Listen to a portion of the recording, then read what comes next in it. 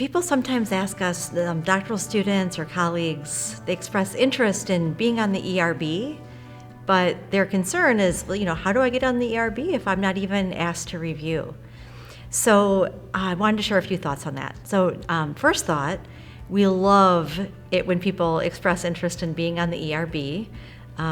Our ERB members are really crucial to everything that we do here and to our mission. So we love hearing of interest. Being an ERB member is a very worthwhile goal for a lot of different reasons.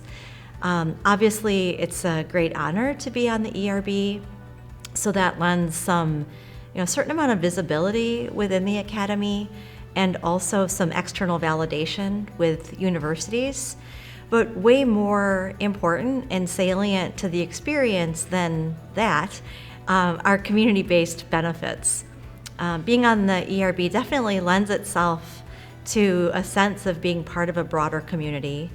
And even more significantly than that, it's a wonderful avenue for contributing meaningfully to the field. AEs rely heavily on our ERB members. Pretty much every paper that we review or that we process, we bring on an ERB member, and sometimes more than one. So their input is really crucial at helping to guide our understanding of the strengths and the weaknesses, the potentiality of any given paper. Beyond that, we also reach out to our ERB members for a lot of other things beyond reviewing. So we might reach out to them to help us lead a workshop. We might reach out for, hey, do you want to serve on the best paper committee? That kind of thing. So being an ERB member is really a wonderful thing. And again, we're so excited when we hear people express that interest. So where do you start if you want to end up on the ERB? And my first answer to that, and really my most important answer, is I would encourage you to become a really good reviewer.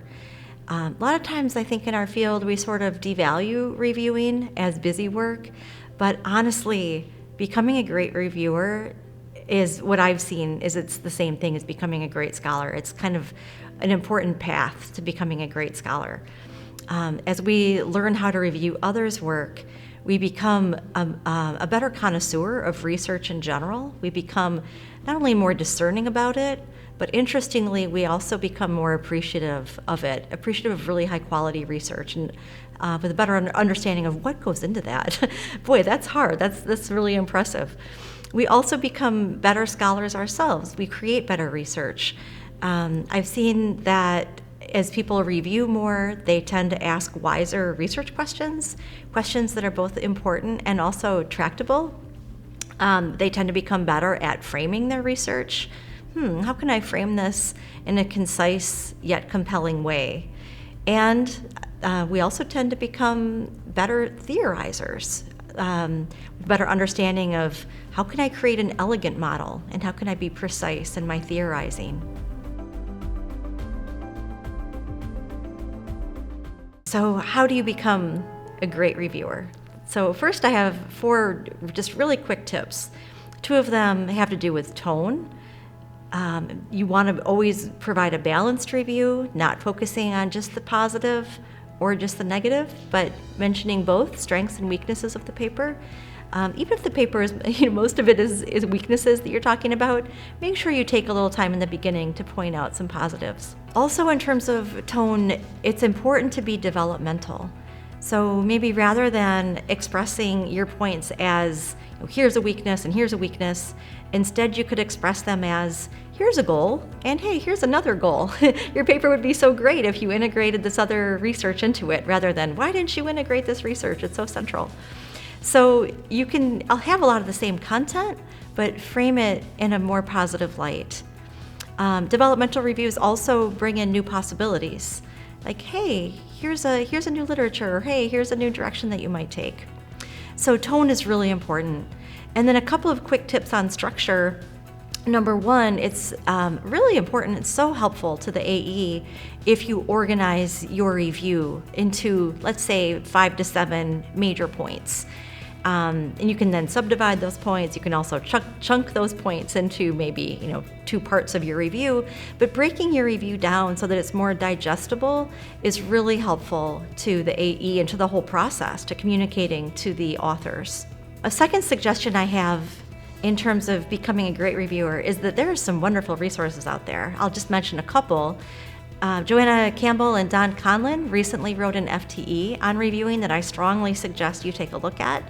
Also, Jonathan Bundy is doing another video, a sister video to this one, focused specifically on developmental reviewing.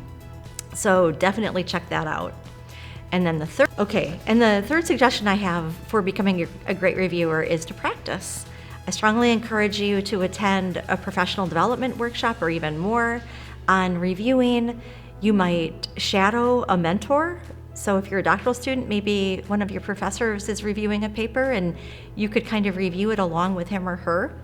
You could also peer review each other's work. So again, if you're a doctoral student, maybe some of your peers can review your work and vice versa.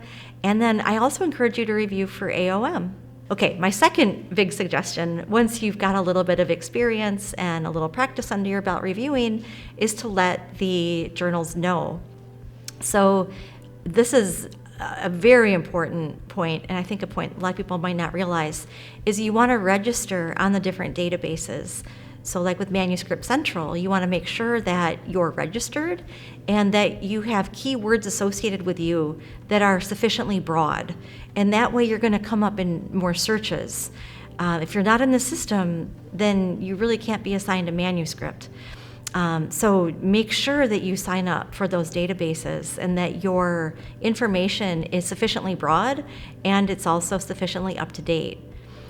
Also, at AMR, we have a wonderful program that we're doing in this 3-year cycle called the Bridge Reviewer Program. And this is an opportunity specifically for people that want to get more experience and more confidence with their reviewing.